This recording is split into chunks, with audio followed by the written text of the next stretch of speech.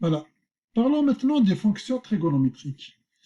Première des choses, on va définir ces fonctions à l'intérieur d'un triangle rectangle. Ok. Voilà, donc, on a un triangle rectangle, c'est-à-dire un triangle avec un angle droit. On va définir sinus de l'angle θ comme étant le côté opposé sur l'hypoténuse. Donc on a le côté opposé sur l'hypoténuse, ça s'appelle le sinus. Le côté adjacent sur l'hypoténuse, ça s'appelle le cosinus. Et le côté opposé sur l'adjacent, ça s'appelle la tangente de θ. Donc on vient de définir des fonctions d'un angle. Θ, c'est un angle. Sinus θ, sinus d'un angle. C'est l'opposé sur l'hypoténuse. En tous les cas, euh, toutes ces quantités ne dépendent que de l'angle, ils ne dépendent pas du triangle. Si je prends notre triangle ici, plus grand, et en plus grand, on va avoir, c'est ça l'opposé, c'est ça l'adjacent, euh, adjacent, et l'hypoténuse, ce serait tout ça. La valeur du sinus ne change pas, c'est toujours opposé sur hypoténuse, ce sera la même quantité. On a un triangle différent, mais le rapport opposé sur hypoténuse ne va pas changer. Donc cette quantité, le sinus de θ, dépend vraiment uniquement de θ et non pas du triangle lui-même. On peut prendre un plus petit ou plus grand, ça ne change rien. Tant que cette ouverture, cet angle reste le même. Je viens de raconter ça pour sinus, c'est valable pour cos et tangente. Okay. Donc en gros, on vient de définir trois fonctions déjà. Pour des angles, le sinus d'un angle, le cos d'un angle et tangente d'un angle. Okay. La limite de cette définition, c'est qu'on vient juste de la définir uniquement à l'intérieur d'un triangle rectangle. Vous savez que dans un triangle rectangle, l'angle θ, on sait que la somme des angles ne peut pas dépasser 180 degrés, c'est égal à 180 degrés. On a déjà un angle droit. Par voie de conséquence, l'angle θ il va être compris entre 0 et 90. En gros, toutes ces fonctions qu'on vient de définir, on vient de les définir pour θ appartient à 0 et à 90 degrés. Pour l'instant, on va voir une étape plus tard où on va essayer d'étendre la définition de ces fonctions. On vient de définir trois fonctions. On va essayer d'étendre leur définition. A priori, leur définition est valable juste pour θ entre 0 et 90 degrés, pour l'angle entre 0 et 90. On va essayer de généraliser par la suite pour que ces fonctions soient définies pour tout θ en fait, pour tout θ. Donc on devrait sortir du triangle rectangle par la suite. Voilà, donc bien sûr, on va remarquer que tangente θ, c'est également sinus sur cosinus. Okay. Donc on a dit ici c'est l'opposé sur l'adjacent. On peut l'écrire opposé sur hypoténuse divisé par adjacent sur hypoténuse. Ça va donner opposé sur adjacent.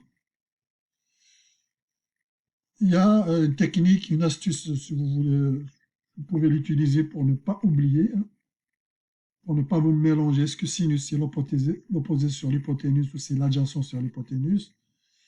Pour ne pas mélanger, euh, il y a une technique, vous pouvez utiliser cette technique sur Katoa. Hein. Sinus c'est opposé sur hypoténuse, cosinus c'est adjacent sur hypoténuse, etc. Et tangente c'est opposé sur adjacent. Voilà. Maintenant, comme je l'ai dit, on va essayer de généraliser ces fonctions qu'on vient de définir uniquement pour θ entre 0 et 90 degrés, puisqu'ils sont définis uniquement à l'intérieur d'un triangle rectangle.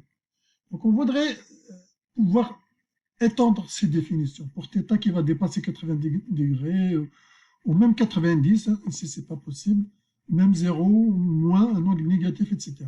Comment on va faire? Définissons d'abord le cercle trigonométrique. Le cercle trigonométrique, c'est un cercle particulier.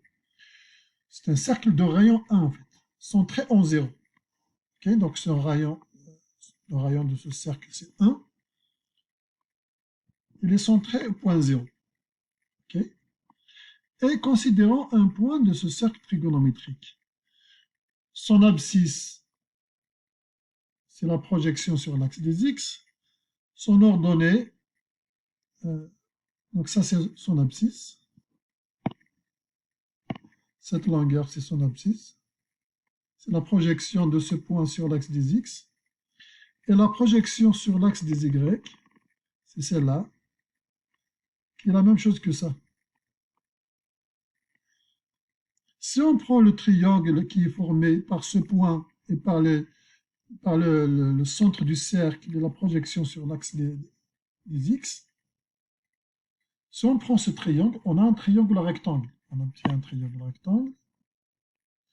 On a le point du cercle trigonométrique. Donc, en traçant des segments droits vers le centre, ça va former un angle θ avec l'axe des X des positifs, avec l'axe des X positifs. Et on se rend compte de la chose suivante, à l'intérieur de ce triangle rectangle. Si jamais j'essaie d'appliquer les définitions de tout à l'heure pour le sinus et cosinus, on a dit le cosinus, c'est adjacent sur l'hypoténuse. Le cosinus, donc c'est adjacent sur hypoténuse. L'adjacent, il est là, c'est le x. L'adjacent, c'est le x. Côté adjacent pour l'angle θ, c'est le x. L'hypoténuse, on a dit c'est 1, étant donné que le cercle trigonométrique est de rayon 1. On se retrouve donc à cos θ, c'est juste x, c'est lors de la coordonnée x, c'est l'abscisse d'un point du cercle trigonométrique. C'est la projection de ce point vers l'axe des x. Et sinus y, si on l'analyse bien, ça sera l'opposé sur l'hypoténuse. L'hypoténuse, on a dit c'est 1. Et donc c'est directement l'opposé, y, c'est-à-dire la projection sur l'axe des y. En gros, on va avoir ici sinus θ, comme cette longueur, la projection sur l'axe des y, et cosinus θ, la projection sur l'axe des x. Voilà. Et pour tangente, on a dit c'est directement sinus sur cosinus.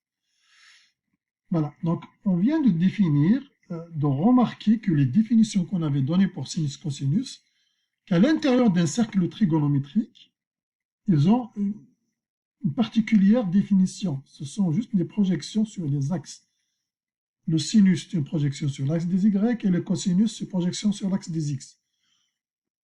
On peut dire aussi que le cosinus, c'est l'abscisse d'un point du cercle trigonométrique, et le sinus, c'est son ordonnée. Okay, donc n'importe quel point, finalement, du cercle trigonométrique, et là, les coordonnées cos θ, sinus θ. Voilà. Très bien. Avec cette définition, avec cette remarque sur les sin et cosinus, on va se dire la chose suivante. Si jamais maintenant je dépasse 90 ou au plus petit, voilà, je dépasse 90 degrés, parce qu'on a dit qu'avant, elle était juste définie entre 0 et 90. Maintenant, je prends un angle qui dépasse 90. Je prends cet angle. Je peux toujours garder cette observation, c'est-à-dire je prends toujours un point du cercle trigonométrique, je fais la projection sur l'axe des x, ça m'obtient le cosinus de cet angle, l'angle rouge que j'appelle alpha, cet angle.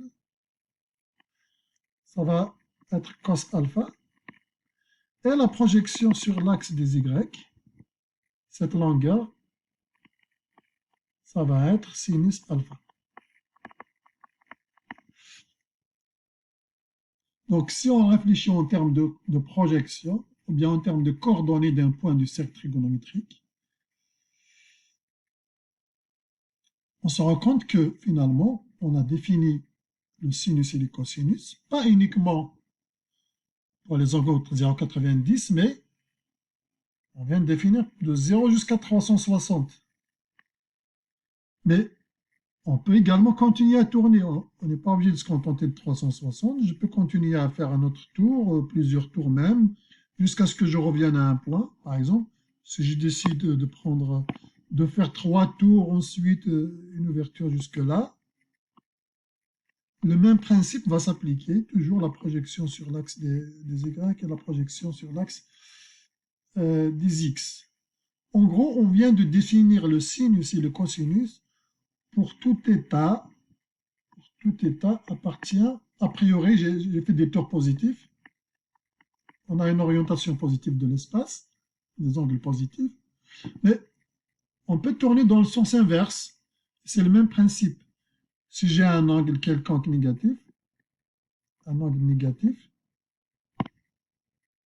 pareil, si je veux calculer son sinus, je fais la projection sur l'axe des x et la projection sur l'axe des y. Ça me donnera le cosinus de cet angle et le sinus de cet angle. Cet angle qui va être négatif si jamais je tourne donc dans le sens négatif de l'orientation de l'espace. En gros, on vient de définir sin et cosinus, quel que soit, θ appartient à moins l'infini plus l'infini. On vient de généraliser la définition des sinus et cosinus pour des angles donc quelconques, pas uniquement entre 0 et 90. Voilà. Et on va voir après pour tangente comment on va faire. Mais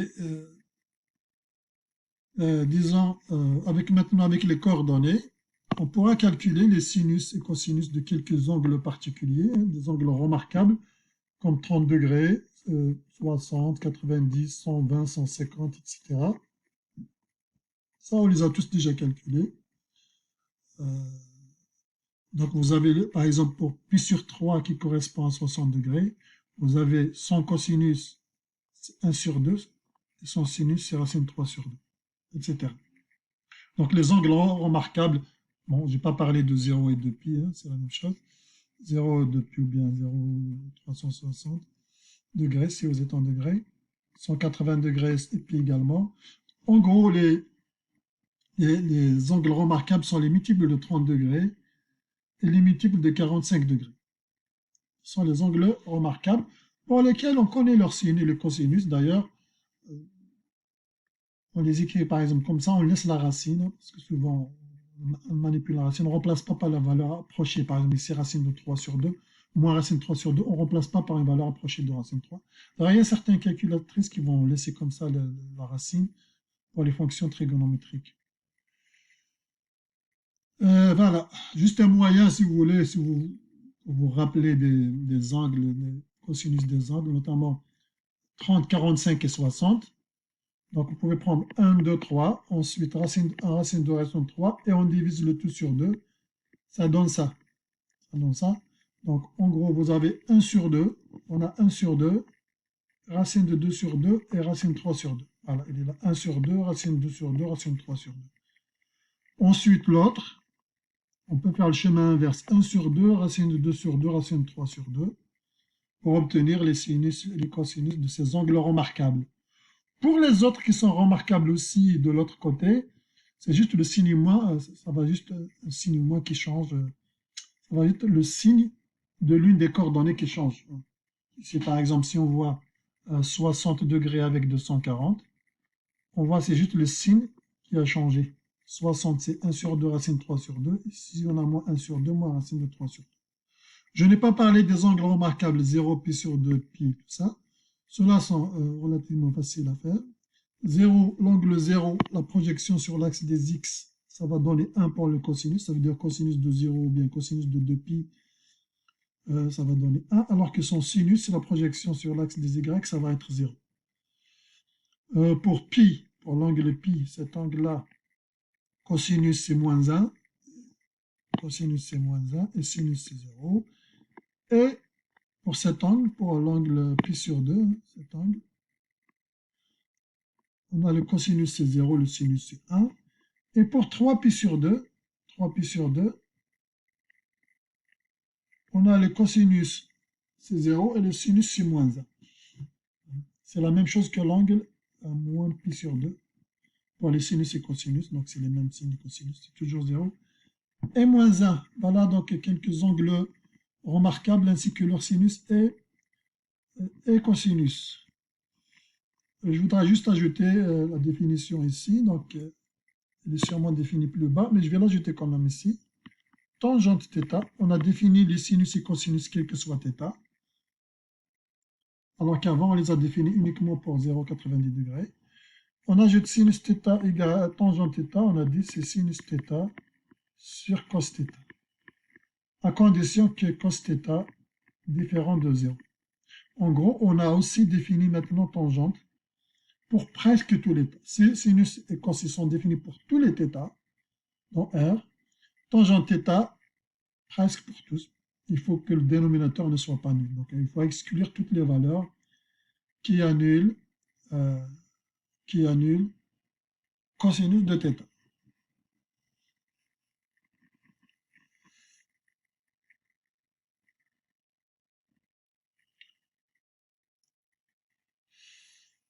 Donc, on peut tracer le graphe de la fonction trigonométrique. Là, vous pouvez voir comment tracer hein, avec votre calculatrice. Si on prend l'axe, prenons par exemple la fonction sinus, fonction de sinus de x. Donc, c'est celle-là qui sont ici. On a tracé la fonction sinus. C'est pareil, mais l'échelle ici elle est très petite. On ne la voit pas très bien. Regardons ici. Donc, de toute façon, on a l'axe des x. On a écrit les valeurs pi sur 2, pi 3, pi sur 2, parce que ce sont des valeurs remarquables. On peut calculer donc sinus de 0, on s'aperçoit que c'est 0. Sinus de pi, c'est 1. Sinus 3 pi, 0, moins 1, etc. On a quelques points, en gros. On peut calculer plusieurs points de cette fonction. Ensuite, on trace son graphe. On trace son graphe et on obtient le graphe suivant.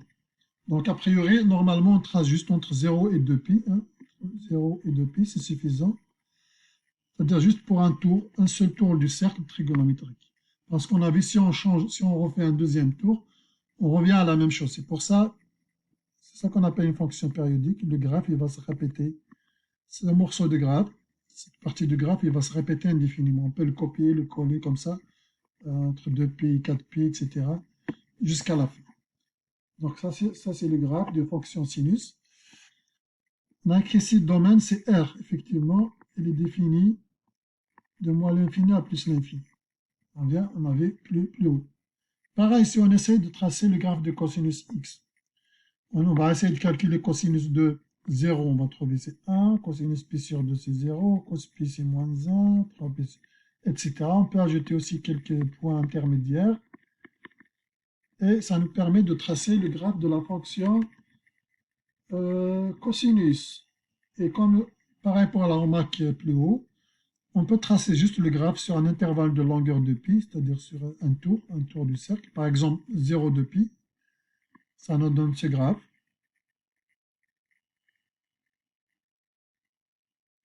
Voilà. Et on va essayer de copier, donc ça c'est une période de pi. Et puis on peut copier ce graphe indéfiniment si on veut tracer la fonction sur R tout entier, on va dire. On peut copier le même graphe, il va se répéter indéfiniment comme ça. Comme ici, le même graphe, il va se répéter indéfiniment jusqu'à l'infini. C'est ça qu'on appelle les fonctions périodiques. Donc il y a une période, et le graphe de cette période, c'est 2pi. Et puis c'est la même chose qui se répète. Regardons maintenant le graphe de tangente x. Donc on a dit tangente, c'est sinus sur cosinus. Il faut que cosinus soit non nul. Si on essaie de tracer, on obtient ce graphe. On peut prendre, pareil, on prend des valeurs avec la calculatrice. On peut essayer juste entre 0 et 2pi par exemple. Entre moins pi sur 2 et pi sur 2 par exemple. Entre moins pi sur 2 et pi sur 2. Tracer le graphe ici. Et puis c'est le même qui se répète à l'infini. C'est le même à l'infini. C'est le même graphe qui se répète à l'infini. Voilà. Et bien sûr, le domaine de la tangente x, il faut que le cosinus ne soit pas nul. C'est pour ça qu'on a écrit c'est R tout entier, à l'exception de quoi? Des valeurs qui annulent le cosinus. Le cosinus, il est nul en pi sur 2, donc je dois exclure pi sur 2. Mais le cosinus est nul également plus bas.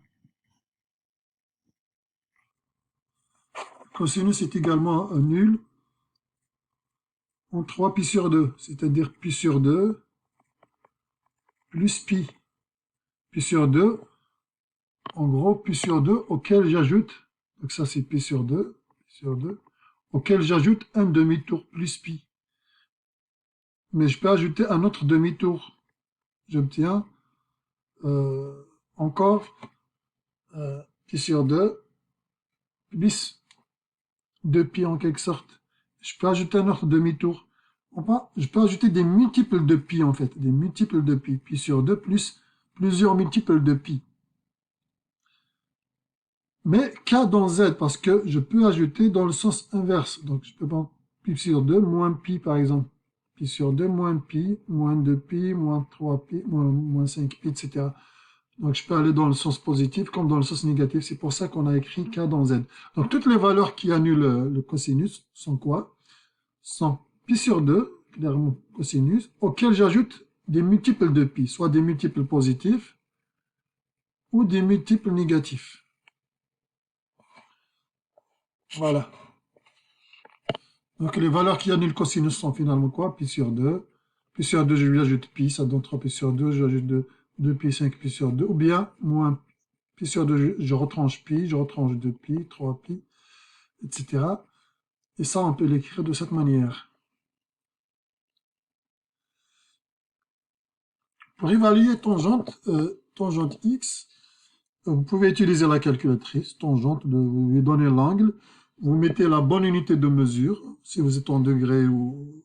Par exemple, ici, tangente moins pi, il n'y a pas d'unité de mesure, donc je suis en radian.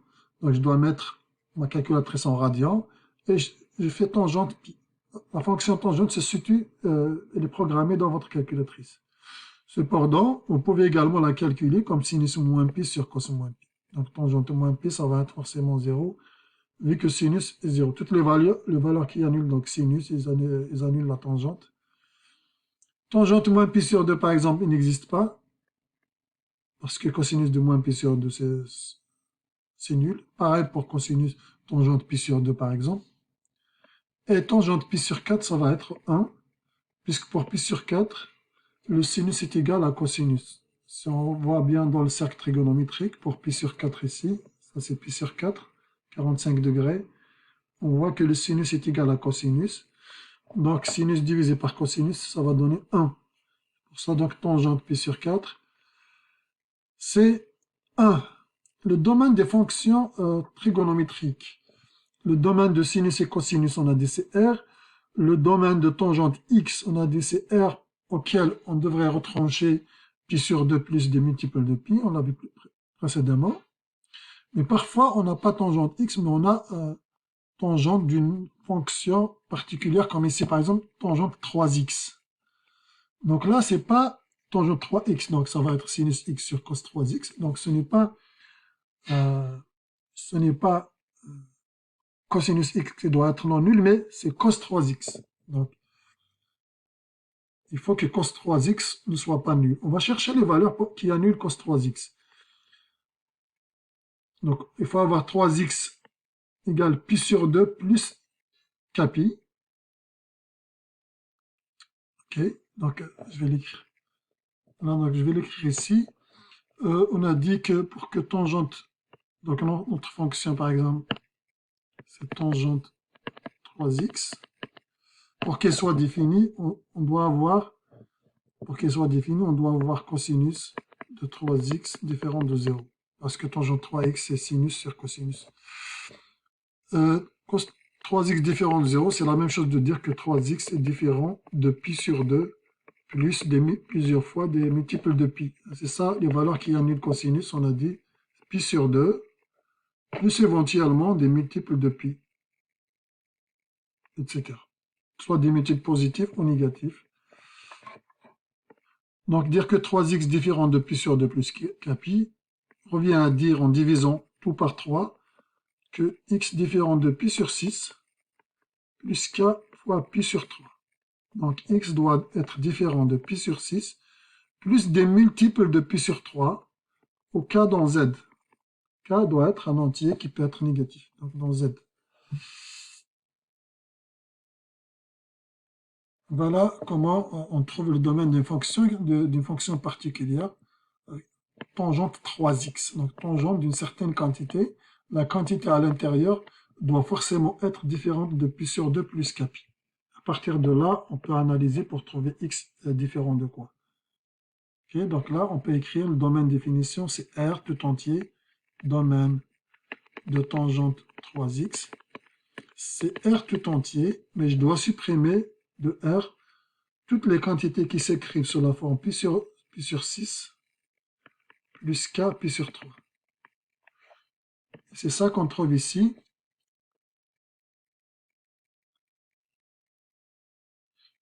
C'est ça qu'on retrouve ici, comme domaine de la fonction tangente 3x. Erreur fréquente dans la manipulation des sin et cosinus. Sinus de x, ce n'est pas 2 fois sinus x. Pareil pour cos de x, c'est pas cos 3x, etc. Donc, faites attention. Sinus 3x sur 3, ça ne donne pas sinus x. On ne peut pas simplifier le 3 qui est à l'intérieur d'un sinus et le 3 qui est extérieur. Ça ne se simplifie pas. Sin tangente x carré sur x, c'est pas tangente x, etc. Donc, vous pouvez checker ici que ça ne donne pas la même chose. Ça peut donner la même chose pour des valeurs particulières. En 0, sin 0 sur 3, c'est 0, et sinus de 0, c'est 0. Mais de façon générale, c'est pas égal. De façon générale, c'est pas égal.